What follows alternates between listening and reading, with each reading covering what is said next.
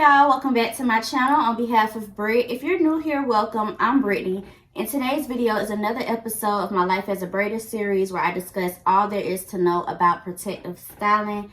As you can see, the topic of today's video is all about braid sizing. I created a braid sizing chart, which I feel like is important for every new braider to have. And today I will just be sharing all of my popular or unpopular opinion when it comes to sizing of braids, breakage with the different sizes, which size braids to choose for different occasions, the longevity of these different styles, how much hair may be needed when you're doing these different styles, different information that new stylists can take away, new braiders can take away from watching this video. Also, if you're a person who wears a lot of protective styles and you like to switch it up a lot and you want to know, how long can I keep jumbo braids? How long will medium braids last? When is the best occasion to get super small braids? How long can I keep them in without my hair breaking off? If you've ever had any of those questions, if you're a new braider and your clients are constantly asking you those questions and you don't quite know how to answer them, this is your video.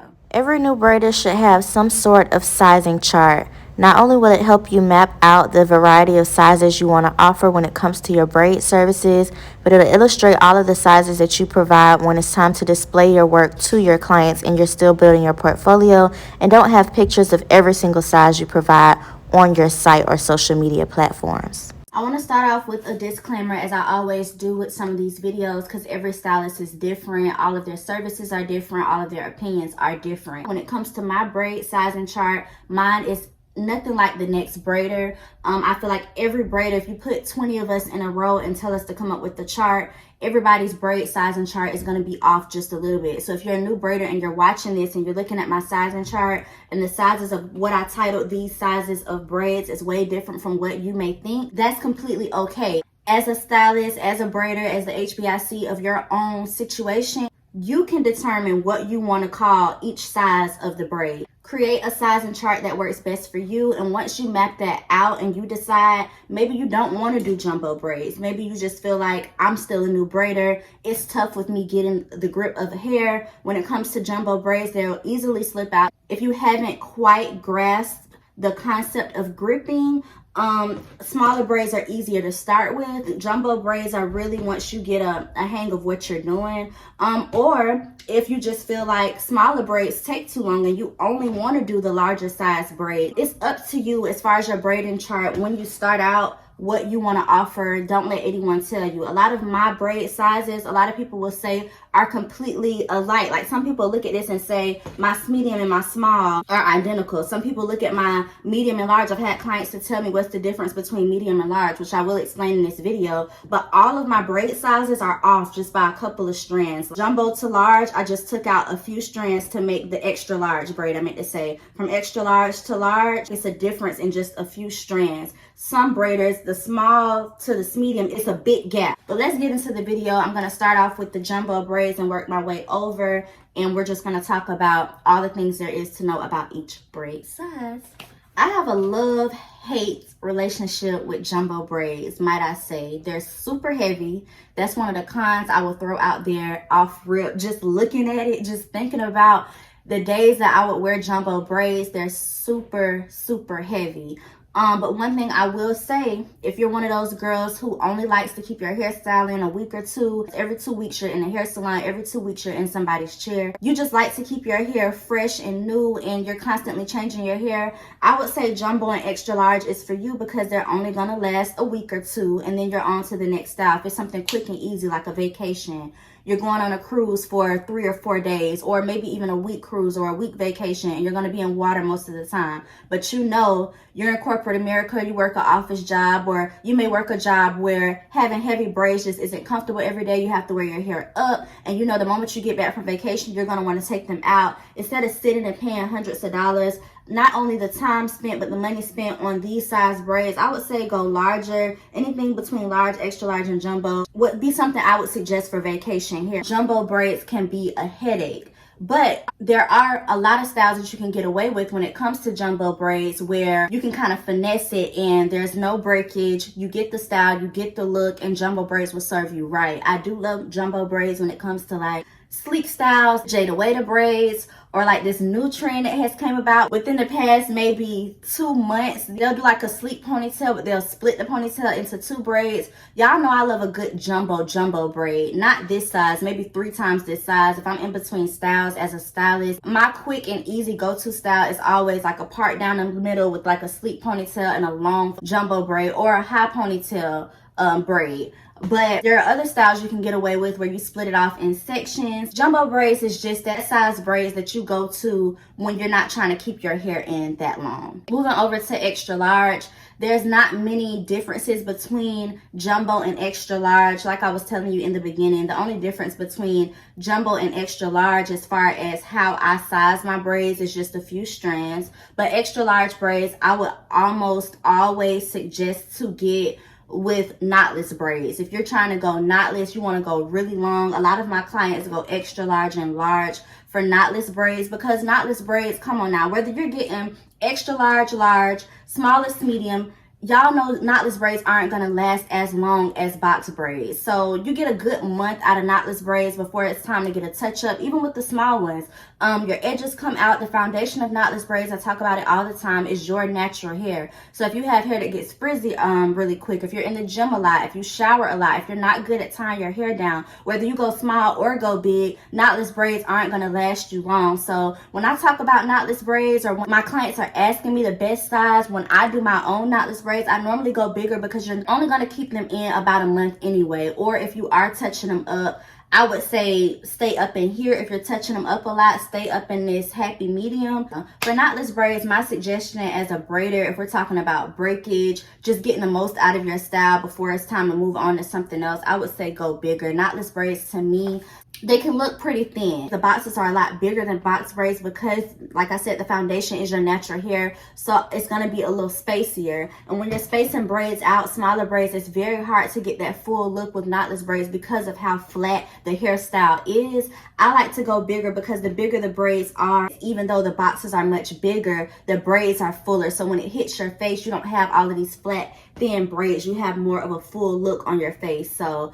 different strokes for different folks. Everybody is different, but knotless, if we're talking knotless, right here. If we're talking box braids, I'll get into my pros for these styles, these sizes of braids. Now let's talk about large braids. Large braids used to be my jam. It used to be my most popular service about 5 or 6 years ago. When I was braiding hair through college, it was the thing. When poetic justice braids came back on the rise, a lot of people were going for large, and it was also something that I always wore. This year, I believe I've had large braids maybe once or twice. I enjoy large braids. Again, as a braider, not being able to really spend as much time on my hair as I would like to. It's very rare that I'm able to put small braids in my head, but large braids can get to be pretty heavy, as well as the jumbo braids. Even though the large braids are a lot smaller than the jumbo braids, the sections are a lot smaller. When you're parting out for large braids, with them being a large size, still being on the bigger side, and imparting smaller sections than jumbo braids, it can still get to be pretty full and pretty heavy. One section that I would part out for a jumbo braid equals 3 of my large braids. So putting 3 of these braids in one jumbo section and having this all over your head and trying to pull it up, just imagine. But large braids are a good look. If you want to go full, I would say the best way to get the most full look for any braided style is to go large or go medium. These are my happy mediums right here. Over here is a little too large. Over here is a little too small if you're trying to go full. Right up in here. When anybody comes to me and the first thing they say is full, I'm right up in here with it. If you have 4C hair, or your hair is very fine, it may not be as coarse. If you're natural, let's just say that, and you have issues where when you shower or you swim and you're wearing braids for a long time, but you end up getting them wet, and you have that issue where after a couple of weeks, your curls start popping out of the braids, I would say large or medium braids are the best way to go. They're still thick enough to hide that look. If you're trying to keep your braids in for a decent amount of time, I would say these are the best way to go because they're still thick enough to hide your natural hair, where it's going to take a little bit longer for those curls to wiggle out thicker braids than it would these braids. The only reason I'm not mentioning extra large or jumbo because, like I said, these are more vacation hair, temporary styles. But if you're trying to keep your hair in and really get the full benefits of having a protective style, keeping them in more than just a couple weeks, go this route. You don't usually have issues with your hair puffing out of braids or frizzing until maybe the 3rd week with large and medium braids, especially if you're going with box braids. Medium braids, I don't really have too many cons about. There are a lot of good benefits from medium braids. One thing I will clear up though is a lot of my clients and people who come across my work will say that my large and my medium are almost identical. With medium and large, the difference for me is, and most braiders only will understand this, is the parting. Some people, you have those clients that are very particular about how full they want their hair. Sometimes they want bigger braids, smaller parts. Sometimes they want bigger parts, smaller braids. It's different things that go on. And so when it comes to situations like that, or my clients are very particular about how they want their parting, but they may want their braids a little fuller, this is how I satisfy them. The larger braids have larger parts, obviously. Then the medium braids are also large in size, but the boxes are medium sizes where they can still get that full look of a thicker braid, but medium sized boxes. The boxes are smaller, if that makes any sense. So there's like a pinch difference in between what I would pull for a large braid versus how much hair I would pull to put into a medium braid. The boxes is mainly the difference. It's a difference when it comes to the parting. Medium parting versus large parting when my client wants a full look, smaller part. Okay, so remember I told y'all large braids used to be the client favorite, used to be my favorite braids to do when Poetic Justice braids came back around. Medium braids, twists, locks, all of that has been the reigning most popular size braids services that I provide for the past few years. In a 7-day week, and I have about 15 clients, 12 of them are getting medium size. It may not all be medium braids. A lot of people get twists and locks as well, but as far as sizing of braids, 12 out of 15 clients a week are getting medium. Then I might have somebody that want to go small, and I might have a couple people that want to go to the larger side. But if that just gives you a clear depiction of how often I'm doing these braids, my clients love this medium size. And I can feel them on that. Medium braids last very, very long. They don't take as long as small braids. They're a little thicker than small braids to where if you do want a small, you just love the way smaller braids look. You don't like the heaviness of the larger braids, but you don't want to go as small. My small braids can take me up to 6 hours for knotless. If you're not really trying to sit for 6 hours, you want a bigger size. You still want to be able to have a nice full bun, but you don't want to be taking them out in a few weeks because they're too frizzy. Medium is good. Medium braids have their own special parting technique. In my book, I can finger out the hair for medium knotless with my eyes closed. That's how often I do it. But when you ask for medium, like I was confusing y'all probably with the parting when it comes to large and medium. Medium braids is that style that you will get medium parts. Same for small. If you're booking small braids with me and you want that small full look, you're going to get small parts. They'll take about 4.5 to 5 hours to do, depending on the length. That's another thing that will determine it. A lot of people are leaning towards getting longer braids these days. Shorter length braids used to be a thing. Now people are like, everybody wants their braids down their back, which I'm the same girl, so I'm not knocking that. I was trying to give y'all a time frame, and it's kind of hard too because different lengths and stuff. Small braids are the one that are most talked about when it comes to sizing. I've seen so many TikTok slander, so much TikTok slander, so much backlash on how braiders size their small braids. For me, the way I measure mine is small braids are half a pinky. Everybody's pinky is different, but half of my pinky. This particular braid that I put up here keeps turning. I'm trying to lay it flat so you can see. Y'all may not see a difference between small and medium, but this braid is a lot smaller than this medium braid. Small braids, I would just say don't keep in no more than 6 weeks. That's the only con that I would say. You will get some tangling, some matting, especially if you're using a lot of product. It's harder to take down. Of course, any style that's long, putting in is going to be almost twice as long to take out. So just keep that in mind. Small braids are the most long lasting, obviously. Small braids are easier to pull up, lightweight, more versatile. Small braids I feel like can be worn at any occasion. They can be welcomed at a wedding. I'm not saying in a wedding party, but you can dress these up with a nice bun, a nice half up, half down style with a classy dress. Like try to picture a jumbo braid in an after 5 dress. It's harder to picture, right? But smaller braids, it's almost like having a long flowy style like bundles. Like small braids can be very, very versatile when it comes to different occasions and different settings. I love small braids for that particular reason. You can pull them off in so many different ways. Now, what I will say is that back in the day, I used to go from jumbo, extra large, large, medium, medium, small, and then extra small. I don't do that right now.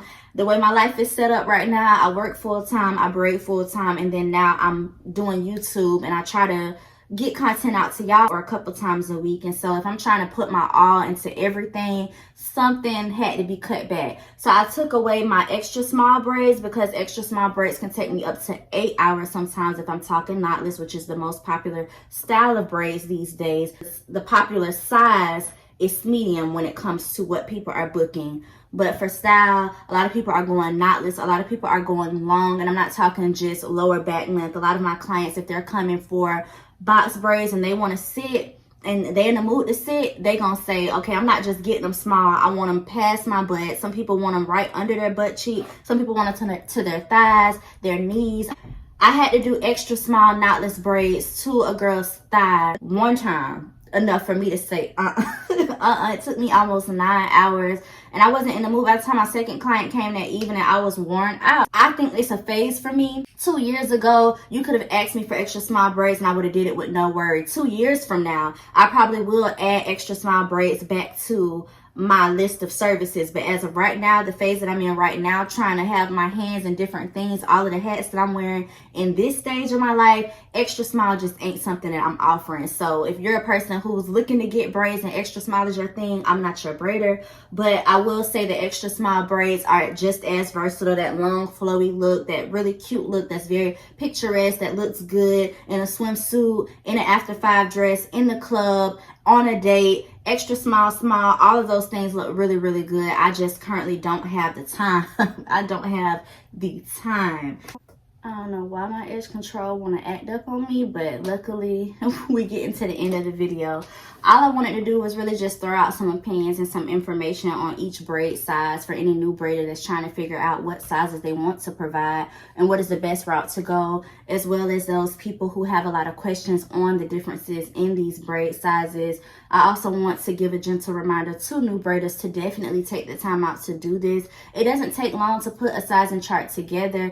It's also kind of fun. You know, you play a little music, you get you a pack of braiding hair, any leftover hair that you have laying around, separate it, get your sizes together. It may take you a couple times to remove some hair, put it back together to get the exact size that you want. But definitely get you a poster board. I know everyone doesn't have a braid bestie. I had a lot of these panels laying around. A year ago when I got it, the panels, like this red thing right here, that came with the braid bestie, a couple of them were cracked. So when my friend ordered it and she went back to the vendor and told them to replace my panels, they gave me so many panels in so many different colors that I never use, because I always stick to the purple ones. They match my business colors. So I decided that when it comes to different girl talks and this whole series where I'm sharing information, I would use the back of my braid bestie and use these different panels to write different things out. But you can use a poster board. Go to Dollar Tree, it's $1. Get you a neon pink poster, get you some black hair, or, you know, like a vibrant color. Create your sizes and take a picture. If you're watching this and you're an experienced braider, you shouldn't really need a sizing chart. If you've been on social media for a while and you have pictures of every single thing that you offer, this is for new braiders who are trying to build their portfolio and they don't have every size braids to display on their page. You never want potential clients coming onto your page where you have lists of services provided. I do jumbo braids, I do small, I do extra small, and they're searching on your page for something they'll never find. If you have a sizing chart on your page, it at least gives them an illustration of those different sizes, and you can tell them, you know, I don't have any pictures of my small braids just yet, but this is what a small braid would look like. So when you're naming your price, they can see, okay, am I really getting a small braid? Or is your small braid more on the medium side? Because you got some braiders that would call my medium braid a small braid. So it's important that you display all of your work, all of your sizes, so that everyone knows what they're paying for. So they don't come and sit in your chair booking a small size and they get up with this and they're like, this isn't small to me. I wanted something a whole lot smaller than that. I just wanted to throw that out there. There may be a part 2 to this series. I'm feeling like I'm leaving some things out. This may be the complete video. If you have any additional thoughts you want to add or any additional questions that I may have missed, let me know down in the comments and I will be more than happy to discuss. But until next time, I love you all. I hope you enjoyed the video and see you next time.